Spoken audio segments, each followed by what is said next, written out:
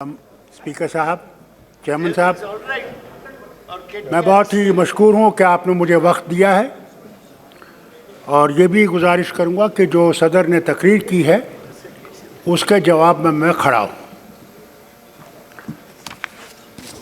बहुत अच्छा हुआ कि कोरोना वायरस जो आई है सारे दुनिया को उसने पकड़ रखा है और हिंदुस्तान भी और भारत भी इसके लपेट में आया है।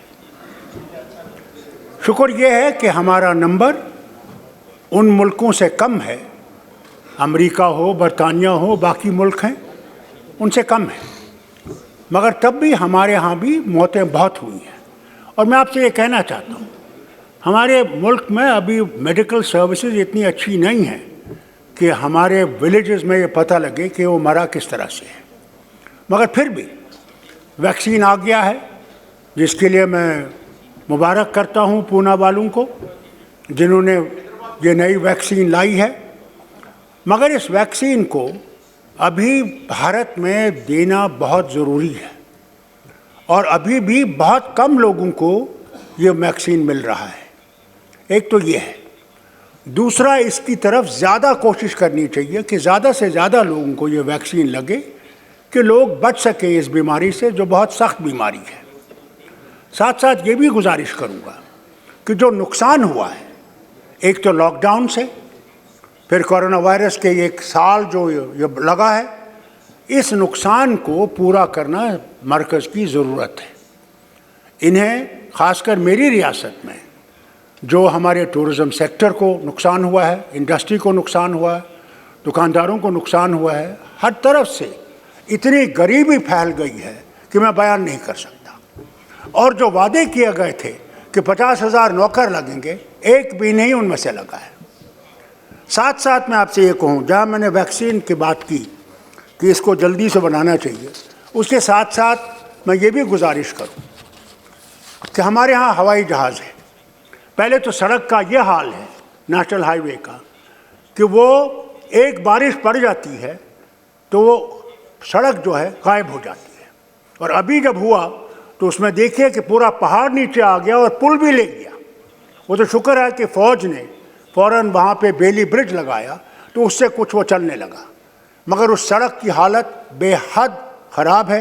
अभी पार्लियामेंट्री डेलीगेशन भी वहाँ गया था, उन्होंने भी लोगों से बात की है और उन्होंने उनको अपनी सारी तकलीफ़ें बता दी। जहाँ वो रोड की हालत ऐसी है, दूसरा हवाई अड्डे की भी हालत ऐसी है कि हमसे वादा किया गया था कि क्योंकि हम एक पहाड़ों से घिरे हुए हैं और मौसम बहुत ख़राब होता है वहाँ पे, इसके लिए हमें कुछ उस एयरपोर्ट को बढ़ाने के लिए वहाँ पे कैट 1 है और हम कैट 2 का इंतज़ार कर रहे हैं, जिससे कि वो डिस्टेंस ऑफ लैंडिंग जो है वो कम हो जाए तो वो जहाज़ आ सकेंगे। वही एक रास्ता है हमारे लिए बाहर निकलने का। ख़ासकर इसमें ये भी हो जाता है, जब हमारी सड़क बंद हो जाती है तो जहाज़ वालों की टिकटें जो 2,000 की होती है वो 10,000 12,000 हो जाती है, और गरीब जिसको अपना मरीज़ वहाँ से या दिल्ली लाना है या चंडीगढ़ ले आना है, उसके लिए वो और भी ज़्यादा महंगा पड़ जाता है। इसकी तरफ से भी मैं दरख्वास्त करूँगा सरकार को कि इसकी तरफ से भी कोई रोक लगनी चाहिए, जिसमें कि ये जो किराया अपनी ही तरफ से बढ़ाते हैं इसको रोका जाए। इसके साथ साथ मैं आपसे ये भी कहूँ, हमारे यहाँ रेल है जो कुछ वक्त से शुरू हुई थी, मनमोहन सिंह जी ने उसका उद्घाटन किया था। वो बारामूला से बानिहाल तक चलती है, मगर आज 1 साल से वो बंद है। और मैं क्योंकि होम मिनिस्टर यहाँ थे, मैं उनके सामने ये बात करता कि साहब इस रेल को शुरू करना बहुत ज़रूरी है, क्योंकि ये इसमें एक तो ट्रैफिक की कमी हो जाएगी जो रोड्स पे हैं, और हमारे लोगों के लिए आसाइश हो जाएगी जो ये अगर ये रेल का जल्दी हो सके। मैं मुबारक करता हूँ मिनिस्टर साहब बैठे हैं कम्युनिकेशन के कि हमारे यहाँ 18 महीनों से हमें G4 नहीं था, 4G नहीं था, मगर इनने शुरू कर दिया। शुक्र है, अल्लाह करे कि अब वो चलता रहे, कि किसी और तरीके से वो बंद ना करे उसको, खुदा के वास्ते। इसके साथ साथ मैं आपसे ये भी गुजारिश करना चाहता हूँ, अभी DDC के इलेक्शन बहुत साफ तरीके से हुए, कोई धंधा नहीं हुई, कोई नुकसान नहीं हुआ। मगर अब क्या हो रहा है, जब इलेक्शन ठीक तरह से हो गए, अब मुझे अफसोस से कहना पड़ता है कि लोगों को, आपके डीसीज और पुलिस के अफसर, उनको अपना, जिनने उनको मतदान दिया है उसके खिलाफ दूसरों की तरफ उनको कर रहे हैं। मैंने ये 84 में देखा है, खुद देखा है, जब हमारे लोगों को ख़रीदा गया 14 को और एक नई सरकार बनाई गई, मगर वो 2 साल ही चली और गिर गई। आज फिर वही हो रहा है। मेहरबानी करके, अगर हमने डेमोक्रेसी को जिंदा रखना है, मेहरबानी करके जो लोगों ने वोट दिया है और जिसने कर दिया है उसको संभालना चाहिए। उसके खिलाफ करेंगे तो लोगों में इसके खिलाफ एक नाएतमादी हो जाएगी कि साहब ये इलेक्शन तो हमने वोट दिया, मगर उसके बाद ख़रीदने वाले आ गए, पैसों के बैग लेके आ गए और उनको ख़रीद लिया। इसकी तरफ भी मैं गुजारिश करूँगा, क्योंकि आप लॉ मिनिस्टर भी हैं, और मैं आपसे गुजारिश, कोई ना कोई कानून ऐसा लाना चाहिए जहाँ पे ये लोग न कर सके कि आपको वोट दिया और हमने ख़रीद लिया। ये डेमोक्रेसी के लिए एक बर्बादी का एक रास्ता है, जिसको मैं गुजारिश करूँगा इसको बंद कर दीजिए। इसके साथ साथ मैं आपसे कहना चाहता हूँ कि देखिए, मैं कोई लड़ाई नहीं चाहता। किसानों का मामला है, किसानों के मामले में मैं सिर्फ आपसे एक गुजारिश करता हूँ, ये कोई खुदाई किताब नहीं है जिसमें हम तब्दीली नहीं कर सकते, मगर हमने कानून बनाया। अगर उस कानून में वो चाहते हैं कि इसको रद्द करें, तो क्या जाता है कि आप उनसे बात करें और बात करके ये देखें कि वही वो कानून लाइए जिसमें कि किसान जो है, मैं खुद जानता हूँ हुजूर, मैं वज़ीर आला था और हमारे यहाँ बहुत ज़बरदस्त वो जो है सूखा पड़ा, और उस वक्त के जो वज़ीर थे, मैं नाम नहीं लूँगा यहाँ पे, हिंदुस्तान के मरकज़ के जो वज़ीर थे वो आए जम्मू। हमने हेलीकॉप्टर उनके सामने रखा, उन सारे इलाकों में ले गए जहाँ पे वो सूखा पड़ा था। तो जब उनने दौरा किया, उन्होंने कहा साहब नुकसान तो बहुत ज़बरदस्त है और हमें, मेरे ख़्याल से 1000 करोड़ तक इसको देना चाहिए। और जब दिया, हैरान होंगे, हमें 16 करोड़ मिले और मेरे पास डेवलपमेंट के लिए 37 करोड़ थे। मैंने डेवलपमेंट बंद कर दिया। मैंने कहा अगर किसान मर गया तो हम लोग जिंदा नहीं रह सकते, और किसान के लिए मैंने बीज, इंस्ट्रूमेंट्स, जो कुछ भी उनको चाहिए था, मैंने सरकार की तरफ से दिया। फर्टिलाइजर सरकार की तरफ से, कि किसान उठे, हम बच सकेंगे। आज आपसे भी हाथ जोड़ के ये बात करता हूँ कि let us not stand on prestige, let not stand on prestige. This is our nation, we belong to this nation, and if we belong to this nation, let us respect everybody in this nation. मुझे बहुत बुरा लगता है जब मैं देखता हूँ हम लोग उंगलियाँ उठाते हैं जवाहरलाल पे, सरदार पटेल पे, बाकी लीडरों पे, इंदिरा गांधी पे, राजीव गांधी पे, तो मुझे अफसोस होता है कि कल आप ताकत में नहीं होंगे, क्या फिर हम इन्हीं वज़ीर आज़म के खिलाफ बात करेंगे? It is not what Indian परंपरा इज। जो गया उसकी इज्जत कीजिए, वो तो अब उधर पहुंच गया है, वहाँ जवाब देना है, हम सब ने देना है, आपने भी और मैंने भी। तो इसलिए जो हमने किया है, मैं हाथ जोड़ के आपसे भी कहता हूँ, जो पार्लियामेंट्री मिनिस्टर हैं, कि मेहरबानी करके ये परंपरा मत छोड़िए। जो गया है, नहीं तो हम उंगलियां उठाते हैं और उंगलियां उठा के बात करते हैं। It is not parliamentary. इसलिए उनकी इज्जत करिए, गौरव करिए जो उन्होंने किया। मैं जानता हूँ, वो मैंने खुद, आप में से कई होंगे जिनने सरदार पटेल को कभी देखा ही नहीं है, गांधी को नहीं देखा होगा। मैंने सरदार पटेल को भी देखा है अपने बाप के साथ, और गांधी जी को भी देखा। गांधी जी कश्मीर आए तो मेरी माँ के साथ और मेरी बहन, उनकी तस्वीर है, एक तरफ मेरी माँ है और एक तरफ मेरी बहन है। मैंने इंदिरा गांधी का दिन भी देखा है, अपना डिसमिसल भी देखा है, बाप को जेल भी देखा है 20 साल, मगर मेरे बाप ने कभी जवाहरलाल के खिलाफ बात नहीं की। और जब जवाहरलाल से मिलने गए 20 साल जेल के बाद, दोनों की आंखों में आंसू थे, रोक नहीं सके। तो एक चीज़ है ना, पॉलिटिकली वी मे डिफर, मगर इंसानियत तो है एक दूसरे में। क्या है, मैं मुसलमान हूं तो क्या हिंदुस्तानी मुसलमान नहीं हूं? और आप अगर हिंदू हैं तो क्या है, क्या वो पैदा करने वाला नहीं है? भगवान जो है और अल्लाह जो है वो सब एक है, कोई फर्क नहीं है। और जब आप फर्क करने लगेंगे तो आप देश को तोड़ देंगे। ऐसे देश को अगर एक रखना है तो हमने इकट्ठे रहकर रहना है, और अगर आपने कोई गलती किया हम आपको ठीक करेंगे, हमने गलती की तो आप हमें ठीक करेंगे। यही तरीका है अगर हमने हिंदुस्तान को बनाना है। अगर नहीं बनाना है और तोड़ देना है तो जो मर्जी है वो करिए। इसलिए किसानों से बात करिए, हाथ जोड़ के कहता हूँ, किसानों से बात करके कोई हल निकालिए। ये ठीक नहीं है, 90 साल हो गए, आज सारी दुनिया में हमारा वाहवाकार कर रहे हैं, कहाँ हमारी डेमोक्रेसी थी, और आज सारे बोल रहे हैं क्या हो रहा है। और वहाँ पे कील लगा रखे हैं।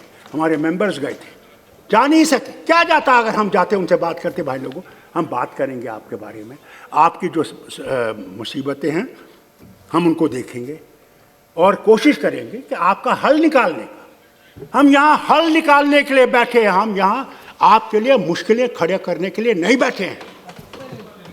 Take us as opposition, but opposition for guiding you. Tomorrow we may be on that side and you will be on this side. Who knows? At that time, we will respect you more than you have respected us. We never considered you as enemies. You're part of us. As a doctor, I tell you, when a patient comes and takes the drop of blood, क्या उस वो बोतल के पूछता है, इस खून की बोतल से ये मुसलमान का खून है, ये ब्राह्मण का है, ये उस दलित का है? वो तो ये कहता है मुझे एक और बोतल लगाओ मैं ठीक हो जाऊंगा। अरे भगवान ने हम सबको एक जैसा बनाया है। फर्क है, ठीक है, आप मंदिर जाते हैं, मैं मस्जिद जाता हूँ, वो गुरुद्वारा जाते हैं, वो चर्च जाता है। इसलिए किसानों से बात करें। और एक और बात, आखिरी बात, जो आपने 5 अगस्त को किया 90 में, आपने ऐसे कर दिया। हमसे बात करते पहले, पूछते कि भाई क्या ठीक होगा, नहीं पूछा, खुद ही कर। चलो हमारा पार्टी का 70 साल का एक है कि हमने 370 खत्म करना है और 35 से खत्म करना है, हमने देश को एक करना है। हम कब देश में नहीं थे? आपने कभी देश के बारे में कहीं बात नहीं की। मैं वो हूं जिसने यूनाइटेड नेशन में हिंदुस्तान के बारे में बात की, जिसने जनीवा में जाके इस झंडे को गाड़ा रखा, इसकी बात आप करते हैं। मैं ऑस्ट्रिया गया, ह्यूमन राइट्स कमीशन में गया, मैं नाम नहीं लूंगा उनका। जब मैं वहां से बाहर निकला बोल के, तो हिंदुस्तान के बहुत बड़े थे, वो मुझे कहने, डॉक्टर साहब आप ये क्यों कहते हैं, आप क्यों नहीं हिंदुस्तान के ऊपर कीचड़ उठाते हैं? मैंने कहा ये अमेरिका जो इतना कालों के खिलाफ कर रहा है, क्या उन्होंने कोई बात की उनके बारे में? या जो जुल्म दूसरे कर रहे हैं दूसरों पे, वो बात कर रहे हैं? तो क्या मैं अपने देश को यहाँ पे काला दिखाऊं? ये देश हमारा है, मगर आपने हमारी भी इज्जत रखनी है। आपने हमको ये पहचानना है। हमने वो झंडा खड़ा कर रखा, जबकि आए 1500 मेरे मिनिस्टर मारे गए, मेरे लीडर मारे गए, मेरे वर्कर मारे गए, क्योंकि वो तिरंगा को थामे हुए थे। आज हमें पाकिस्तानी कहते हैं, खालिस्तानी कहते हैं, चीनी कहते हैं। मुझे अफसोस है। मैं आपसे कहना चाहता हूं, याद रखिएगा, मरना मैंने यहां है और जीना मैंने यहां है, और खड़ा होकर जीना है। मैं झुकूंगा नहीं, मैं झुकने वाला नहीं। मेरा एक खुदा है, उसी के सामने मैं जवाब देना है। इसलिए जो आपने किया है उसकी तरफ देखिए, उसको समझिए और कश्मीर के लोगों को दिल से लगाइए। और आपने उस रियासत को जो ताज थी हिंदुस्तान का, उसके टुकड़े किए हैं। हम मुसलमानों को दिखाने के लिए हैं, जिन्होंने जाने दी इस मुल्क के लिए, इस वतन के लिए। थैंक यू डॉक्टर साहब। जो इस वतन के लिए खड़े रहे। Please now please conclude. मैं आपसे कहता हूं, प्लीज मैं आपसे सिर्फ एक गुजारिश करूंगा। बैठिए बैठिए बैठिए। मैं आपसे गुजारिश करता पाल साहब, दानिश अली बैठिए बैठिए बैठिए प्लीज। डॉक्टर साहब सक्षम हो, उनको किसी की मदद की जरूरत नहीं है, प्लीज बैठ जाइए। हमारे बैठिए, हमारे दर्द को बैठिए बैठिए और उसका कोई संविधान की। बैठो दानिश अली, बैठ जाइए आप। देखिए पाल साहब बैठिए please, please sit down, please sit down. मैं लड़ाई करने के लिए तैयार नहीं हूँ। आप डॉक्टर साहब प्लीज। मैं 85 साल का आदमी हूँ। दानिश भाई बैठिए आप, प्लीज बैठ मैंने जाइए। इस देश को देखा है बनते। पाल साहब आपने please please please sit down. देखा, मैंने इस देश को बनते देखा है। हम भीख मांगते थे अमेरिका की। मंत्री जी सच है? ट्रूमन का वो 480 का प्रोग्राम याद है? प्लीज कंक्लूड डॉक्टर साहब, प्लीज कंक्लूड। हमारे पास वो जहाज में सड़ी हुई गंदम आती थी, सड़ी हुई, और यहाँ के किसान की वजह से। और फिर देखिए आज हिंदुस्तान कहां पहुंचा है। आज दुनिया को अनाज खिलाता है, सिर्फ हमें नहीं, दुनिया को। और ये यहाँ का किसान। नो प्लीज कंक्लूड डॉक्टर साहब। अगर हमने इस भारत को बनाना है तो इकट्ठे बनाना है, अकेले आप थैंक यू। सबको साथ चलाइए, सबके दिल की दर्द को समझिए और दिल को समझ के ये समझ लीजिए। थैंक यू डॉक्टर साहब। आप कहते क्या राम सिर्फ आपका है? राम तो विश्व का राम है, याद रखिए। और अगर वो विश्व का राम है तो हम सबका राम है।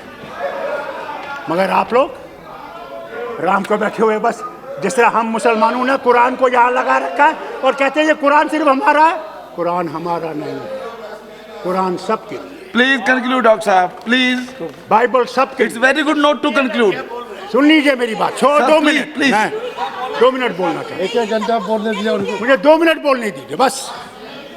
मैं आपसे गुजारिश करूंगा 5 सबको साथ चलाइए और साथ को चला के हम लोग इस दुनिया को बना सकते हैं और विश्व को दिखा सकते हैं कि हमारे पास क्या चिराग है। उस मुल्क के जो आपने उस रियासत के जो टुकड़े किए हैं, उन टुकड़ों को जोड़ने की बात करें। और अब वो जो आपने हमें काटा है उसको जोड़िए, सीइए जरा थोड़ा सा। मैं विनती करता हूं और बहुत बहुत शुक्रिया। थैंक यू डॉक्टर साहब। और आप सब मेंबर्स, थैंक यू डॉक्टर साहब। आपने मुझे मौका श्रीमती दिया, सुनीता आपने मुझे दुग्गल सुनने जी। की कोशिश की। बहुत बहुत शुक्रिया। Hello everyone. HW News English is 2 years old now. When we started this venture, we promised ourselves one thing, that news should remain free, because right to know is the right of every Indian. But to keep news free for everyone, we need support from some of you. And thus we have rolled out membership on our YouTube channel HW News English. But mind you, the membership is completely voluntary. The programs that we were doing earlier, that we are doing now, will continue to remain free. First level is a basic level. Here, you can be our supporter by paying rupees 199 per month. This membership gives you certain perks and benefits. The perks include unique badges in front of your name, a live show from Mr. Sujit Nair and from Mr. Akhilesh Bhargava per month for our members. You can also vote in some exclusive members-only polls. Now the second level is Super Supporter. Here you can be our Super Supporter by paying rupees 3,999 per month. This membership will include every perk that comes with basic level. Additionally, our Super Supporters can be a part of a WhatsApp group where we can have discussions and suggestions on various topics. The second perk includes a gift pack with our merchandise. And the third perk is a Google Meet with Mr. Sujit Nair, where you can join the meet and ask your questions to Mr. Nair face to face. Lastly, if you like, we would give a shout out to our super supporters in our programs. So, hope to see you soon with our badges.